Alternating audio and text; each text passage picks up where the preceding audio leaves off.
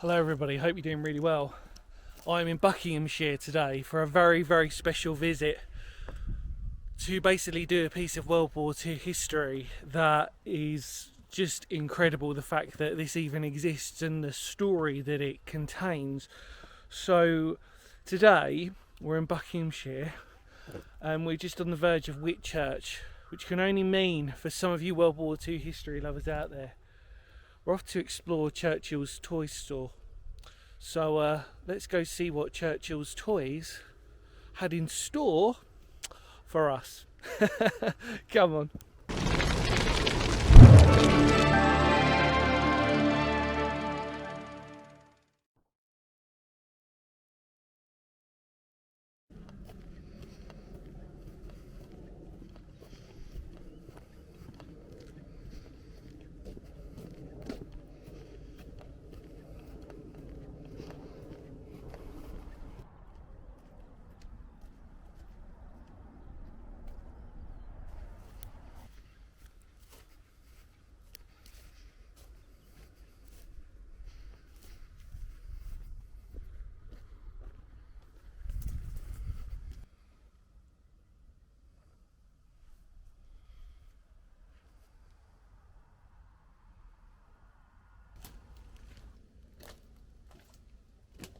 Well, welcome back. Thank you for staying with me. I thought you'd like this one. So, Churchill's Toy Store. So let's talk about this, and I'm going to talk about it as we sort of go along. I think it's probably the best thing. It sort of gives you a little bit more flavour of this interesting place. We are standing in front of one of three ammunition stores in seemingly the middle of nowhere, just on the outskirts of Whitchurch in Buckinghamshire.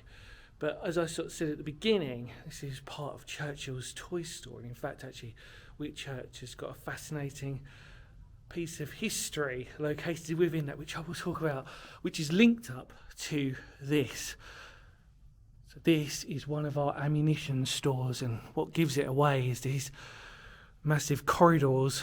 For anybody who doesn't understand this type of history, these are really blast walls, really. The idea is that if there was a blast, this outer wall here would hopefully contain any debris or anything else going through, and potentially mean that the explosion would head upwards rather than outwards. So with this tiny pocket here, you've seen it in gunpowder factories and works that we've explored obviously on the channel before. But isn't this just amazing? So I'm impressed first off by the condition of these, but what really are these three ammunition stores just doing here? Because really, if you came here, you'd be like, this is weird. And what's really even more interesting is that the footpath is pretty much on the opposite side, and there's some sheep in there as we speak at the moment. But this is one of our ammunition stores. Now you can see that what greets us at the beginning is this another blocked up piece here, and we will all three of them are in various different stages of decomposition, shall we politely say. And obviously, as you can see in here, the farmer's been using it to good use with some sort of spare fencing, etc, etc. But I think the other two might have some even more special little treats for us inside. Now I've just noticed as well, the door frame still is here with one of the latches. And yeah, so what was this all about? This was part of an SOE site, which was a Special Operations Executive site. And the idea was that with that, this was part of its operation. Now, with this was basically, Whitchurch is just up there, and that's actually where the main SOE site was. I can't really take you to that anymore, because even though it is there, I don't really know what it is anymore. It might be a hotel, correct me if I'm wrong on that, not exactly sure. And what happened was, in 1939, where am I standing? In 1939, the War Office of Development and Training of testing of various weapons, and it was labelled Winston's Toy Store or Toy Shop. And up at the main base, up at Whitchurch, just up the road, it would have had about 250 people there. So it was a hefty old place. And then what happened was, in here, this is where they would have stored the ammunition for their testing. But then, I suppose the question is, as we head out, what type of testing was it?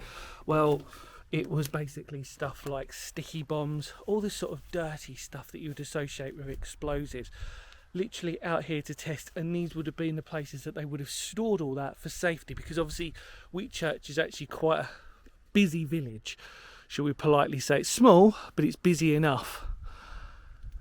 And we're about, I'd say if we walk this, we're about 15 minutes walk from here, walking wise, up to the main village itself. But when it comes to really interesting and rare history, this is a good one, isn't it, really? So like I said, storage of the ammunition here, or the explosives, or any chemicals, more importantly, that would have all been contained within this. I'm going to walk round. But it's the fact that this is literally in the middle of nowhere. It's nice, actually. It's sort of just, I was worried about the condition, but it seems to be okay. Look at this. Well, I suppose we best visit the other two, because they still might have some secrets left to reveal. Come on.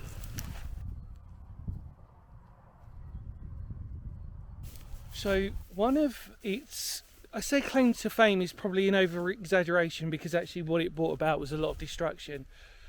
But one of its most important roles, it created, so it was weapons and, like I said, research facility, so as we sort of said. But one of its probably biggest achievements, shall we say, debate that what you will, was to create the trigger mechanism for the H-bomb, which was dropped on Nagasaki. And if you put that into its sort of mind-blowing context, you know that obviously that we are standing here where they would have, the research and development was literally in this hub here. Also, they were well known for creating or helping develop the PIAT, which was an anti-tank weapon. Some of you may have used that on your Call of Duty, for example. I'm such a hipster. But this is our second one. Like I said, they are all in various stages of decomposition. Again, this is our blast walls here. See, there's a little drain there. Walk through. This one is subdivided into two separate walls. So again, each little sector probably would have had its own purpose in the whole use of the research and development here. But yeah, even though they are tiny, that looks like that's blocked off on the opposite side of that one. But I mean, if we talk about history and in its importance, I mean, it really doesn't, you know, this is one of the best and one of probably the most underrated. The fact that, you know, it was really why, actually, one of the main reasons when I was recording today, I was sort of saying to myself, do I do like a normal history lesson? Well, no, because I don't think it's going to do it justice, and it's better if I talk you and walk you through it. Old school Phoenix history. Let's go through. I've just walked out knowing that I need to go through the other one. Oh, let's take a look. Again, the wooden frame still exists. It's like I said, trying to create these. Again, like the farmer, you can see has probably been the main victim of most of this rubble and demolition.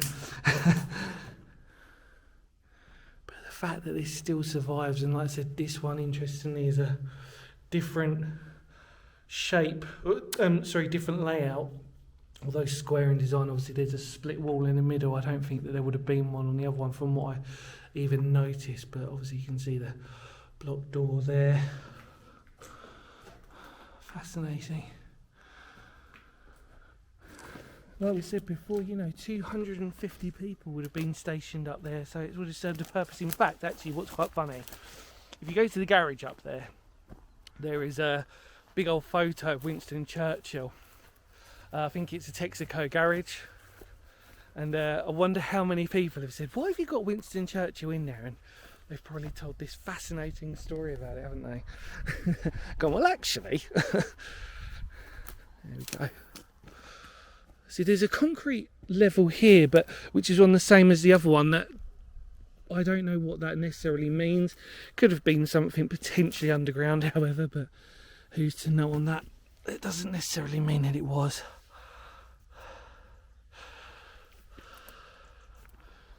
If there was something underground, it's long gone, however. If there was. What a beautiful day. Absolutely stunning day today. But yeah, what a piece of history this is, isn't it? Excuse the wind. Whoa. What a piece of history. Come on, let's go to the final one.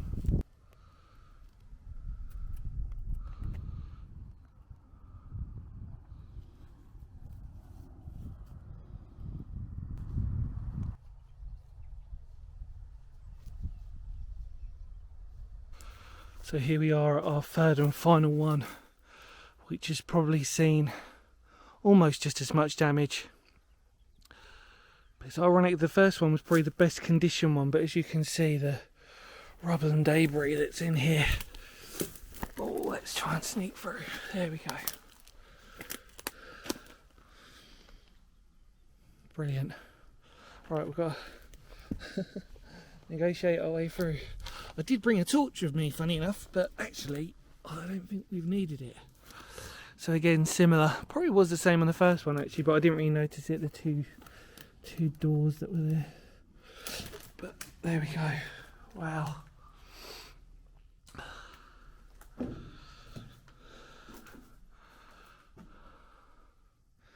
Interesting as well, I suppose, with this was obviously we're talking about Winston's toy store or toy shop.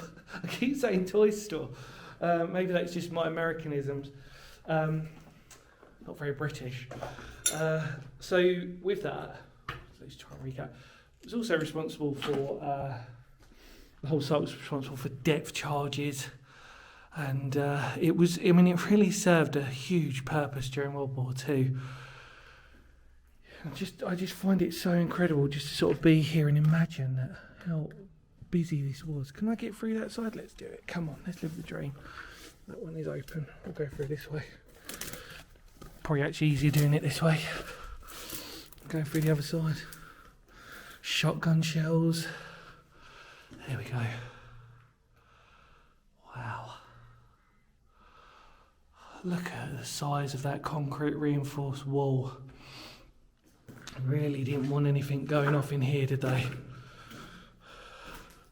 I've been looking on the floor to see if I can find anything interesting, but sadly it's been well cleaned out. You can just tell that the farmer's been using these for obviously his own use, obviously sheep and everything, there's sheep in the neighbouring field. So here we are back out on here, and obviously nature with lots of little dens. It looks like rabbits are here at the moment, bless them. I always sort of say I don't really want to spend longer than I have to in a place like this. But what I would like to do is I would like to stand on top of one to give you more of a context into these. I mean, at the end of the day, these are just former ammunition stores, so they are shells. It's just the fact that their purpose is of significant importance. Let's go round. So this might not be my normal standard video that I would normally put out for all of you in the way that it is a bit scrappy but this is the exploring side of it.